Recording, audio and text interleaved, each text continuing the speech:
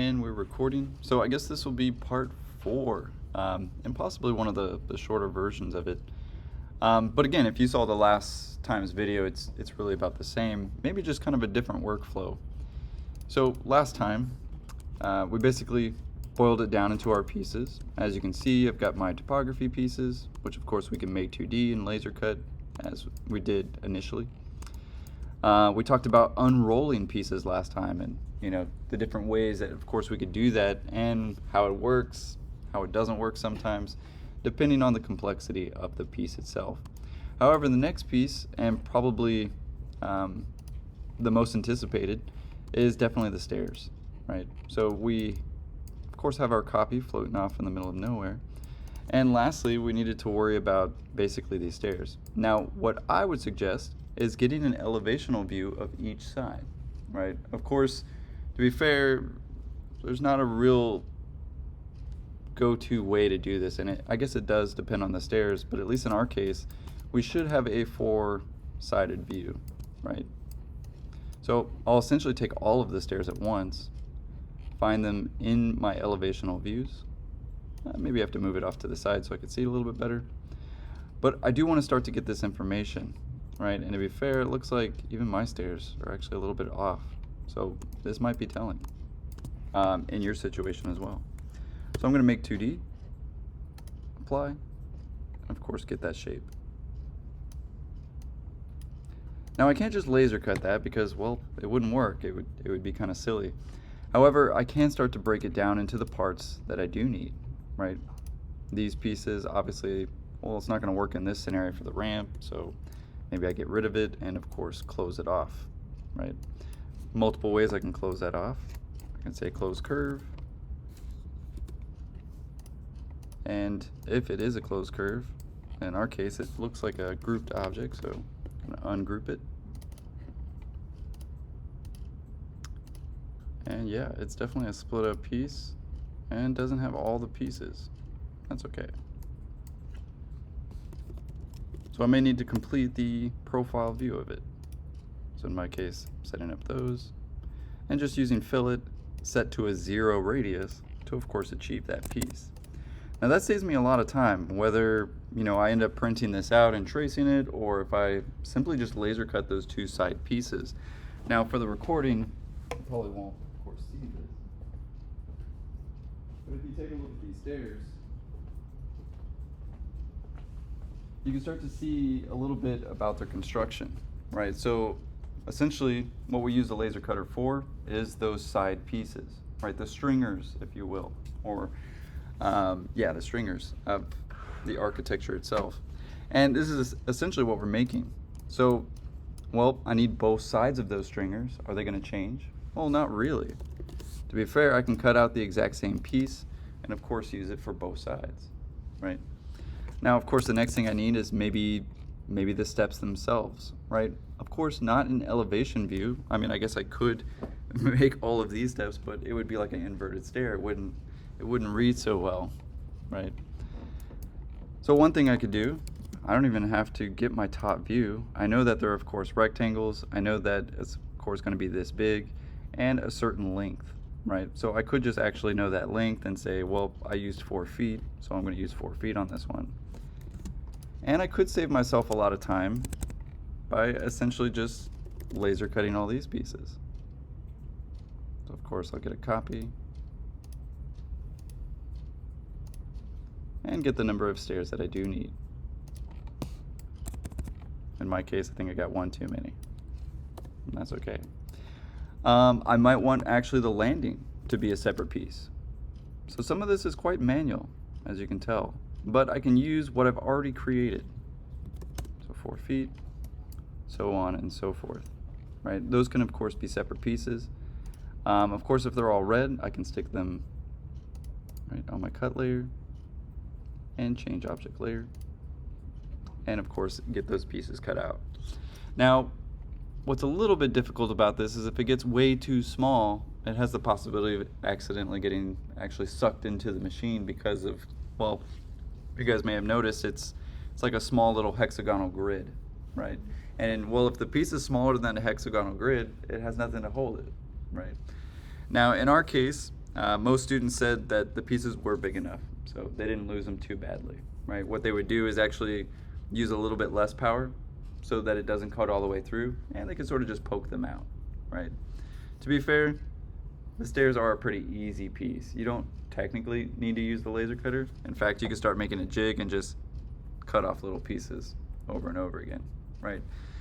In some of the models, actually, some of the students were smart enough to use a pre-cut dowel, right? So they use a flat little dowel and then just cut them at certain lengths. How did they know what length? Well, they either measured it with their scale or even printed this out on a single piece of paper. So line it up and cut, line it up and cut, line it up and cut. And to be fair, that could save you a lot of time, especially in making 60 to 50 stairs, right? But the part that will actually be the hardest to cut by hand would be this profile, right? And there should be nobody, of course, cutting by hand these profiles, because of course we do have the technology, right? And in my case, my stair is actually a carbon copy of each other. So in my case, it might just actually be understanding the numbers and getting the amount of pieces that I need so that I can put them together, right? Another thing that we can do is we could try unrolling it, right? Yours might be actually a single surface, and you can sort of start to see what that does too. So for instance, I do kind of have a singularity piece. Let's try it out. So I'm going to do unroll surface, enter, and in my case, 21 surfaces unrolled. Let's see where it's at. Voila, nailed it. And that's actually something that would cut in the laser cutter, right? It would be kind of a weird one because, well, it's going to take actually a lot of my space. I might actually want to consider maybe taking off this piece. It's going to be quite a long piece, so I'm going to ungroup it real quick. So ungroup. As you can see, it's all exploded pieces, so I might need to put it back together at least the way that I want to. So in my case, I kind of want to get that long piece without these extra pieces, right? So I'll hold my control key, and as you can see, they're all separate lines. But especially for a very complex stair, or for instance, maybe I have a curvilinear stair, and I want to get that profile and make sure that it's the right length. In Ed's case, he might actually want to unroll that specific curvilinear stair, right? Might make it easier for us. I'm going to go ahead and group those so I don't lose that. And that would be the piece that I cut. To be fair, I probably wouldn't even cut this piece, right? I mean, don't get me wrong, I'm going to make a really cool accordion, but I have a feeling that the material thickness will actually get in the way of the folding. Does that make sense? It's eventually going to maybe not even line up with my stringer. What I would do is, of course, fake it till I make it and just get the tread part. As you can see, this is really just the risers. You guys see that? Doesn't really have the treads in there. These are basically all separate risers, and it's trying to get all the risers for these stairs. The risers are not required. They're really, really small at this scale. I mean, 1/8 scale, 6 inches, you're talking 1/16. That's just gonna get sucked into the laser cutter anyway. So please, when you're making these models, only the treads, right? And of course the stringers, because that's very doable for this scale. Now, of course, if it was a larger scale, absolutely, right? I mean, especially if you're talking 1/4 scale, you're talking 1/2 scale, or you're making a section model, by all means, of course, the more detail, the better, right? But in our case, you know, this process is a lot about kind of imagining, is this possible? Is it not possible? Or, you know, let's try it. You know, I don't know if it is or isn't, and you might run into something that you really enjoy, find really easy, and of course that you can apply to studio. But in my case, I probably don't need those, just need this guy. And to be fair, well, I want all my stairs to be consistent, and in my case, I know that they're all 4 by 1 foot. So I might want to double check and make sure. Sweet. Could I do that too? Right, and just laser cut it and fold it, and then put the stringer on the other side? Good. However, let's talk about, you know, if you do want to do that. Now in my case, of course, they do need to be lined up. My zoom is like really fickle right now, so let's zoom extend that one. Sweet. Now the way that you would actually do that you couldn't just laser cut this out because it would actually make two pieces. So what I would need to do is, of course, let's go ahead and explode this first. That way I can make sure every line is not connected to another line. And I'm going to turn it to a cut layer, just because most of the majority of this is going to be cut. So change object layer, and it looks like it needs to be ungrouped again. And we need to control our display mode by, display color by layer. There we go. That way it's all red.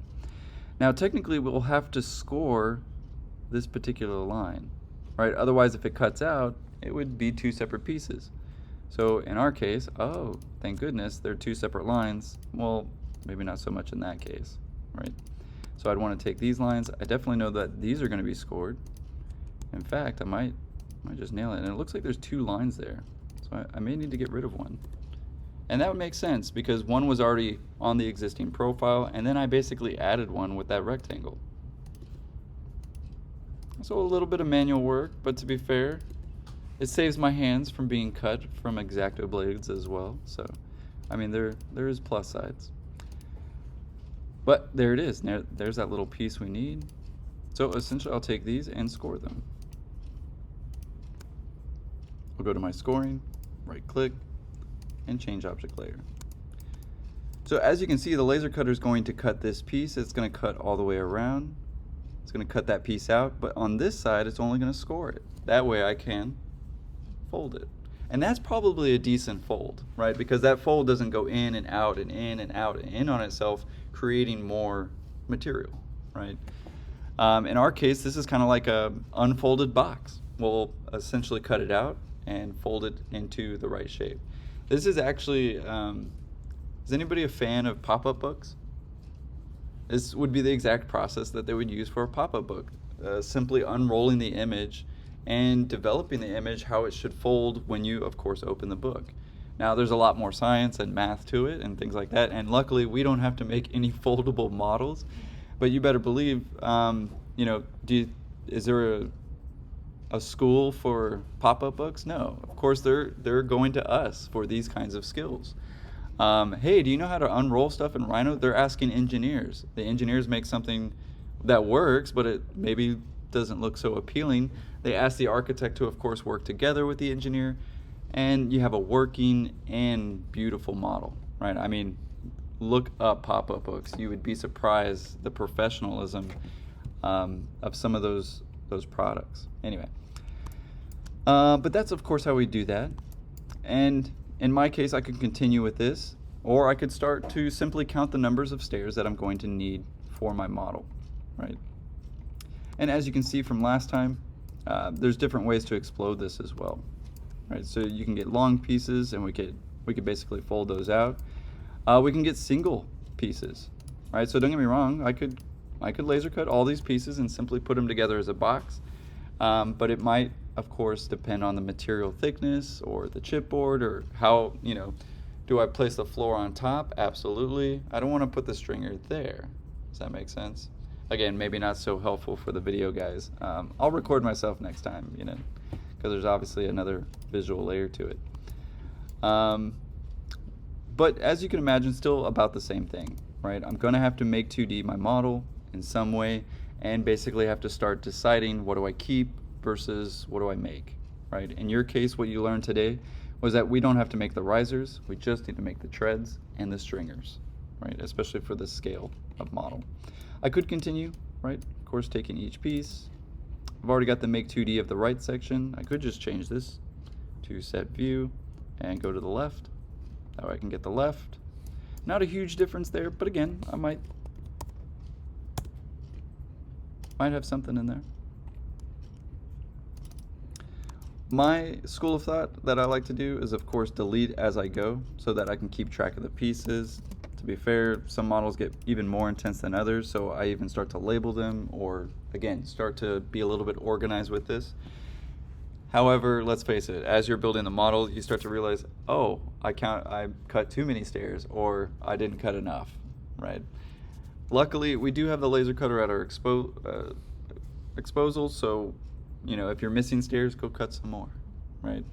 However, in a real life situation, it becomes a very detrimental thing. For instance, the contractor, do you think they order the exact amount they need or a little bit more? A little bit more, right? Because I might make mistakes, some guys on the field might make some mistakes, and I might need some more stuff. Or, for instance, the lengths of my stairs are 16 feet, and I had to order 20-foot pieces, right? Maybe they don't make a 16-foot stringer, and they only had 20-foot stringers. Well, I'm going to end up cutting 4 feet off of each of those pieces, and it ends up being material waste or possibly a situation where I could use it. Again, this starts to get a lot more complex.